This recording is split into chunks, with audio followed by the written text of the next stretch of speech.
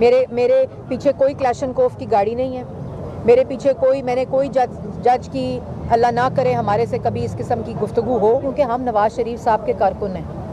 उन्होंने कभी कानून हाथ में नहीं लिया और कभी पब्लिक और रियासत के इंटरेस्ट के खिलाफ कभी कोई काम नहीं किया। दहशतगर्दी के मुकदमे में आज अदालत में पेश हुई हैं। आपके साथ ही इमरान खान की बहनें उज़मा खान, अलीमा खान भी पेश हुई हैं, शाह महमूद कुरैशी भी पेश हुए हैं। आप ये बताएं कि सियासतदानों ने दहशतगर्दी के मुकदमा भुगतने हैं तो पाकिस्तान किसमें चला? देखिए बात सुने, आपने दोबारा मेरे केस का मुआवजा कर दिया है सियासी रियासती दहशतगर्द के साथ। बात ये है कि इमरान खान तो इस रियासती दहशतगर्दी के अहकामात देते रहे और मानते हैं। उन्होंने कहा कि मेरे ऊपर अगर मैं कोर्ट बुलाएगी मुझे तो मेरे कारकुन रिएक्ट करेंगे, दोबारा भी हो सकता है और ये दोबारा भी हो गया। और तैयार हो जाओ। जब वो इस्लामाबाद हाई कोर्ट जाते थे तो वो वीडियो पैगाम देते थे अपने गाड़ी से कि कारकुनों तैयार हो जाओ ये हमले करने के लिए। जब कोर्ट बुलाती थी तो क्लैशनकोफ गाड़ियों पर रख कर जाते थे और कहते थे ओए ज़ेबा जज, मैं तुम्हें छोड़ूंगा नहीं, कभी गले से घसीटो, कभी छोड़ूंगा नहीं, कभी बम हमने तो नाम ही पेट्रोल बम का इनके तवस्सुत से सुना है। तो ये दो मुकदमे अवाम ने दिन दिहाड़े 190 मिलियन पाउंड का डाका भी देखा है जो 60 अरब का है, और दिन दिहाड़े ये रियासती दहशतगर्दी देखी है जिसका एविडेंस भी मौजूद है और जवाब देना पड़ेगा। ये मुआवजा करके, ये सियासत करके, प्लेइंग टू द गैलरीज करके, बयानात देकर आप अपने जवाबात और अपने एहतसाब से पीछे आप नहीं हट सकते। आपको हर वो इल्ज़ाम जो आप पे साबित शुदा इल्ज़ाम है उसका जवाब देना पड़ेगा। अच्छा मैडम, मेरा ये सवाल है कि गुज़िश्ता समात पर आपके नाकाबिल ज़मानत वारंट गिरफ्तारी जारी किए गए थे और ये अदालत ने हुक्म दिया था कि मरियम औरंगज़ेब को गिरफ्तार करके पेश करें। क्या आपको गिरफ्तार करने के लिए पुलिस आई या उन वारंट्स पर अमल दरामद किया गया या आपको मुद्दा किया गया कि आपको अदालत बार बार बुला रही है और आप नहीं आ रही? देखिए मैंने एप्लीकेशन दे दी थी और एप्लीकेशन जब आई तो मुझे वारंट्स मिल गए थे, मौसूल भी हो गए थे और उन्होंने कहा अगली पेशी पे पेश हूँ। और उसी तरह मैं अदालत, मेरे पीछे कोई क्लैशनकोफ की गाड़ी नहीं है, मेरे पीछे मैंने कोई जज की अल्लाह ना करे हमारे से कभी इस किस्म की गुफ्तगू हो।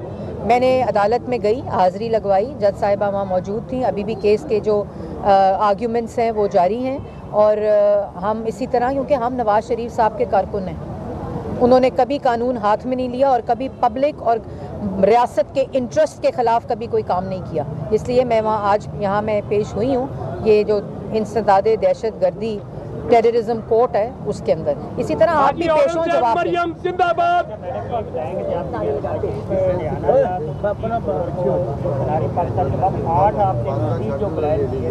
उसमें सिर्फ एक जलसा बाकी भी जो जलसे नहीं, उस वाले से बता। देखें जी, हमारा पहली जमात है, आपने बहुत अच्छा सवाल किया।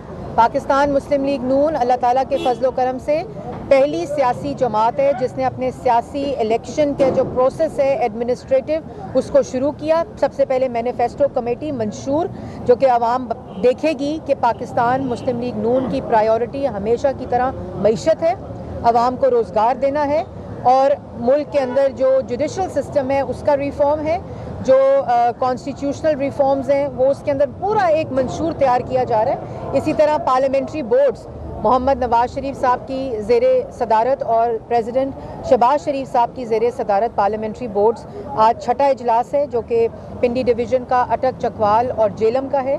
और इसी तरह हमारा जो कैंपेन का सिलसिला है, आज मरियम नवाज शरीफ साहिबा की जलालपुर जट्टा में यूथ कन्वेंशन है और वहाँ वो जाकर 8 फरवरी से रिलेटेड बात भी करेंगी, अपनी तरजीहात भी बयान करेंगी और नौजवानों को 8 फरवरी इलेक्शन की तैयारी के लिए भी जिम्मेदारियाँ देंगी। तो प्रोसेस अगर कोई नज़र, हाँ, लेकिन अगर कोई इलेक्शन का रोना रो रहा है और अगर कोई इलेक्शन के बारे में, तो वो आपको बाकी जमातें नज़र आएंगी जो हर रोज़ टीवी पर बैठकर नवाज शरीफ को चौथी दफ़ा वज़ीर आज़म बनने की मुबारकबाद देती हैं। तो मैडम क्या इलेक्शन हो रहे हैं 8 फरवरी को? जी, इलेक्शन कमीशन ने 8 फरवरी अनाउंस किया हुआ, इंशाल्लाह इलेक्शन हो रहे हैं और मुस्लिम लीग नून इलेक्शन के लिए तैयार है। बस जी, जिन लोगों को भी 9 मई में गिरफ्तार किया गया उनमें से 200 को जमानतें मिलती हैं और पूरी जमानतें मिलती हैं। देखिए नवाज शरीफ साहब को 7 साल के बाद जस्टिस मिल रहा है, इसलिए ये सारी बात जो है वो आपके सामने है। ये तासुर देने की ज़रूर कोशिश कर रही है लेकिन इसमें कोई किसी किस्म का ऐसी बात नहीं है। बहुत शुक्रिया। अब खबर आपकी दस्तरस में, हर वक्त बर वक्त। अभी सुनो न्यूज के YouTube चैनल को सब्सक्राइब कीजिए, बेल आइकॉन पर क्लिक कीजिए और बाखबर रहिए मुल्की और बैनुल अक़वामी हालात से यकीन के साथ।